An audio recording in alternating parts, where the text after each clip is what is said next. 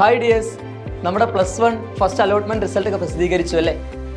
ആ അലോട്ട്മെന്റിൽ നിങ്ങൾ ഉദ്ദേശിച്ച സ്കൂളും സ്ട്രീമും ഒക്കെ ലഭിച്ച കുട്ടികളുണ്ടാവാം. പക്ഷെ ഞാൻ ഈ വീഡിയോയിൽ മെയിനായിട്ട് വരാൻ കാരണം ആ ഒരു അലോട്ട്മെന്റിൽ ഒരു സീറ്റും ലഭിക്കാത്ത കുട്ടികളുണ്ടാവാം. അങ്ങനെയുള്ള കുട്ടികളോടാണ് എനിക്ക് പറയാനുള്ളത്, നിങ്ങൾ വിഷമിക്കേണ്ട സമയമല്ലത്. നിങ്ങൾ കൂളായിട്ടിരിക്കടാ. നിങ്ങൾ ചെയ്യേണ്ട കാര്യം എന്താണ്?